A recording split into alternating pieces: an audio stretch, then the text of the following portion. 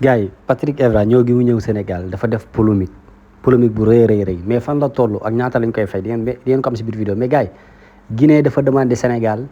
pour daal di organiser Coupe d'Afrique non Marocains yi nag wax dëgg yàlla bu la neexee ngeen xas ñu parce que tamit foofu noonu mën naa ne am na benn retard boo xamante ne non ñun am nañ ko quoi comme si que ñun bokk ñu ci Afrique yenn infrastructure yoo xamante ne maanaam doo comprendre quoi yàlla xam na ko pour organiser Coupe d'Afrique faaw nga am 6 stades donc ñaata la boo boolee stade Sénégal ak stade Guinée gars yi ñu seetaan vidéo bi ñu daal di découvrir waale Patrick Evra moom bi nga xamante ne wax na et que tamit gars yi contrat am ñeenti at la gars yi lan mooy objectif bi gars yi nañ ko seetaan vidéo bi dafa bëri ay parties moo tax faaw ngeen seetaan ko mais like la vidéo wàññiwu leen dara pour ma leen di jox ay vidéo yu am solo aimé la vidéo gars yi ñu seetaan lépp gars yi coow li ci am ak lépp fédération bi gars yi like la vidéo ñu seetaan vidéo boobu mu jeex ngeen déglu ma si fin bi aimé la vidéo wàññiwu la dara like rek let's go. Patrick Vieira moo ma gënal que Omar Daf sama gars yi c'est clair pour man lan moo tax ma ne Patrick Vieira moo gën a am qualité wu doon suñu entraîneur équipe nationale que Omar Daf laa leen bëgg woon fii. Patrick Vieira depuis 11 ans mu ngi suivre parcours entraîneur ci diggante bi Patrick Vieira entraîné na fi 5 différents clubs muy New York City OGC Nice Crystal Palace RC Strasbourg ak Genoa FC te boo leen xoolee ces statistiques sont assez bien 5 équipes yi duñu ay équipes yu mag ci seen championnat mais bu ñu xoolee statistiques yi ñu comparer victoire yi ak défaites yi ñu xam ne ci club bu nekk moom def na parcours boo xamante ne nii c'était bien bu ñu xoolee léegi Omar Daf avant 8 ans la commencé carrière am comme entraîneur entraîné na ci diggante bi entre 2018 ak 2026 3 clubs Patrick Vieira déjà moo ko gën a am expérience te bu ñu xoolee statistiques yi victoire yi ak défaites yi déjà Patrick Vieira moom statistique am yi ñoo gën a baax que les statistiques de Omar Daf ci dernière saison am ak Amiens moom dafa jël sax dernière place en Ligue 2 ba mujjee wàcc Ligue 3. ba pare gars yi maa ngi dégg gars yi naan Vieira lekk na coow Vieira am na problème Vieira patati patata Vieira ban problème la am ban coow la lekk Vieira dañ koy liggéeyloo di ko fay il est le plus payé 35 millions de francs CFA lañ koy fay da koy teg ci yoon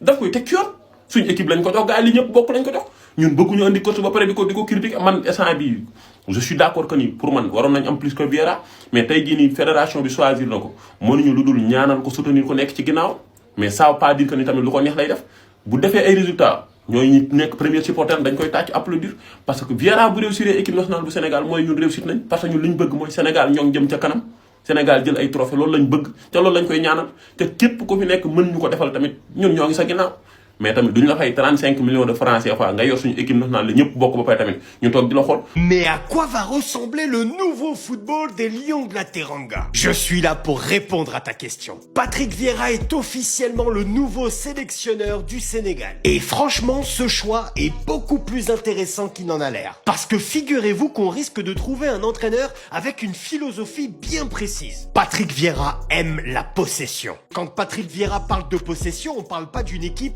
qui va faire 1000 passes pour faire 1000 passes. À Strasbourg, il expliquait lui-même qu'il voulait une équipe capable de se projeter rapidement vers l'avant, tout en ayant davantage de possession. Et ça résume assez bien son football. Posséder pour avancer, pas posséder pour s'endormir. Depuis ses débuts d'entraîneur, Patrick Vieira a régulièrement utilisé un système en 4-3-3. Ça a été chez lui une structure de référence. On a vu ça notamment à Nice, à Crystal Palace. Mais ce qui est bien avec Patrick Vieira, c'est qu'il n'est pas renfermé à un seul système de jeu. Non, mais il suffit de voir l'effectif du Sénégal actuellement. Il suffit de voir le nombre de jeunes joueurs qu'il y a dans cet effectif.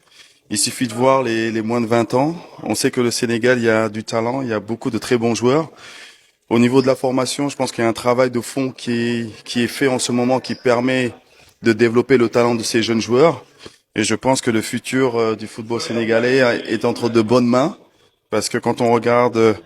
l'entraîneur qui fait un travail exceptionnel, on regarde... Maintenant, le coow li bari na ay day écarter un tel ñoom El Hadji d'autres ñu fi nekkati day andi estafam xam nga lan laa gëm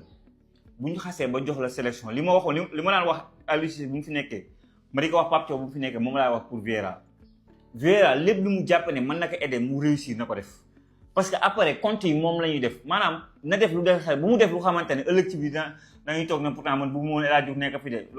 saay yow toog nga la boobaa ñii il faut pas s'intérêser les conditions demee na nii maanaam da ngay defal li dal xel sa xel yëpp même ñun ñëpp àddina bu doon tàkk sax nga jàpp ne li mooy dal sa xel da ngay wax conditions yi waa fédération je pense que loolu am na nii laa mën a liggéeyee bëgg ngeen def bëggulee ngeen def comme nga fédération dem na ba nangu Vieira bëgg nañ mu yor seen équipe li Vieira ñëpp nu mu bëgg a liggéey nañ ko bàyyi mu liggéey ak xel mu sell xel mu dal bëggatul El Hadji Diouf na dindi El Hadji Diouf bëggatul Koulibaly na dindi lii ñun nag mën nañoo interpréter wax suñu xalaat mais bu fekkee jàpp ne moom Vieira loolu la mën a def pour réussir nañ ko bàyyi mu def loolu réew mu réussir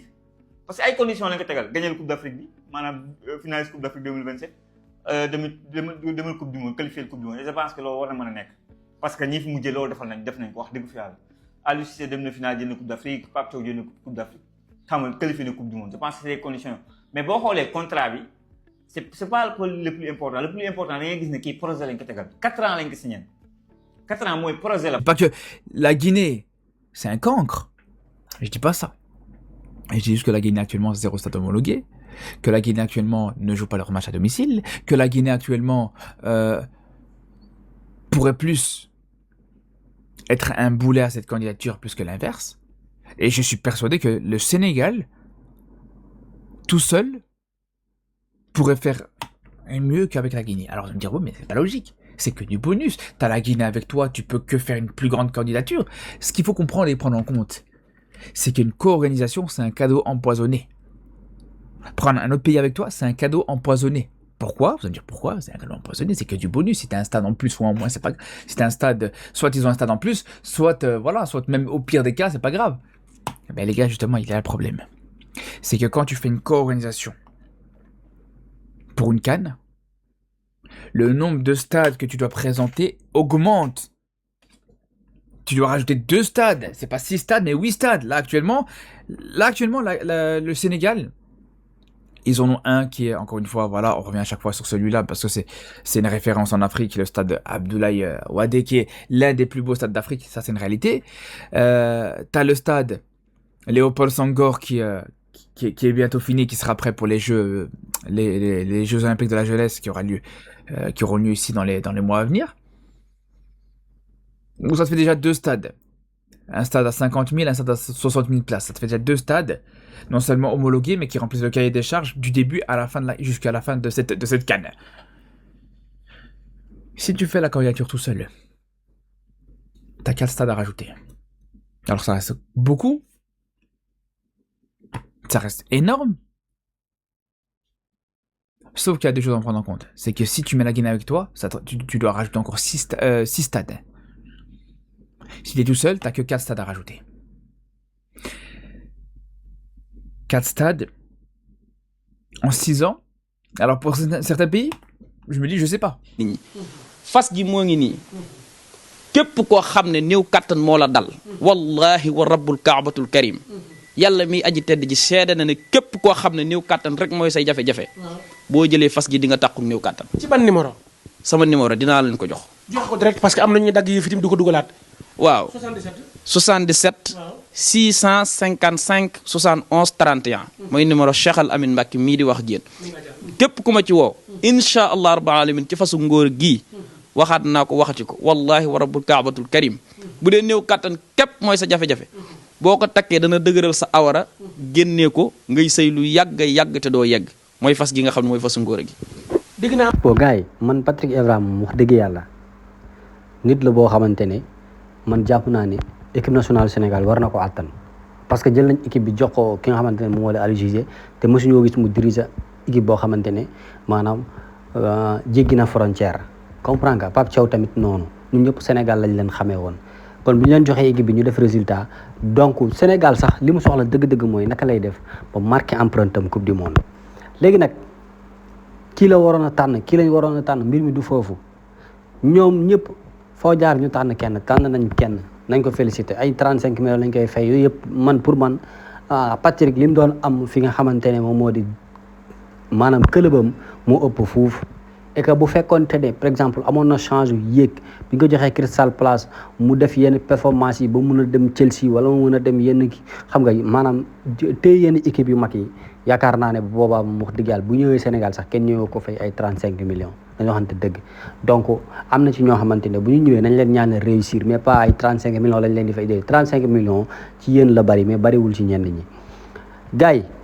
dama bëgg ñu waxtaan ki nga xamante ne moom moo di marocain bi nga xamante ne day jot ay critiques yu bëree bëri ndax kàddu yu muy wax léeg-léeg day xaw a niroo xas nag mais ñun benn retard la xam nga tey Éthiopie dafa demandé ne dafa bëgg organiser li nga xamante ne moom moo di Coupe d'Afrique donc critiques yi bëri na pour wane ne Coupe d'Afrique niveau bi mu nekk di yéeg ak tamit ni muy maanaam rentable bi muy am ci sa économie c'est extraordinaire donc ñun xam nañ ne dañ cee retard fan yii passé gisoon naa Ousmane Sonko maanaam di ko junju di wax ne war nañu mën a organiser Coupe d'Afrique extra donc mën naa ne régime Macky Sall wala régime Abdoulaye Wade waroon nañ cee gën a amal ay infrastructures yoo xamante ne même su fekkee du pare ci seen régime sax bu pare ci moment bii mais fi mu nekk nii boo bëggee tabax ay infrastructures yi nga xamante ne moo war a tax nga mën a organiser Coupe d'Afrique donc depuis quand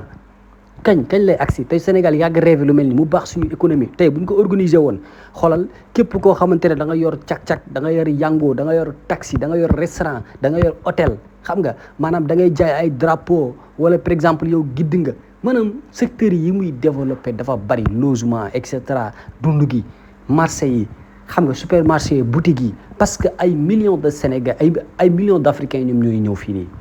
te dañuy ñëwandoo en masse te dañuy defandoo dépense en masse mais malheureusement programmé wuñ ko léegi nag Guinée dafa laaj Sénégal pour ñu def benn coopération pour organiser li nga xamante ne moo di Coupe d'Afrique Sénégal nag mu ngi déglu après ñoom ñaar faaw ñu am 8 stades maanaam boo boole seen stade faaw mu nekk 8 Sénégal je pense que bu ñu organiser affaire yi war nañu mën a am 3 parce que am na stade de Thiès yooyu yëpp bu ñu ko moderniser defaraat ko am na stade yoo xamante ni Sénégal moom am na chance bi maanaam da koy defaraat rek ñu daal di koy valider mu mun a jël li nga xamante ne moo di compétition bi gars yi jox leen seen xalaat ci commentaire yi espérer ko bés dinañu organiser Coupe d'Afrique mën na def sax coopération Coupe du monde pourquoi pas jox leen seen xalaat ci commentaire yi beneen vidéo incha allah ak si beneen jàngat like jàngeen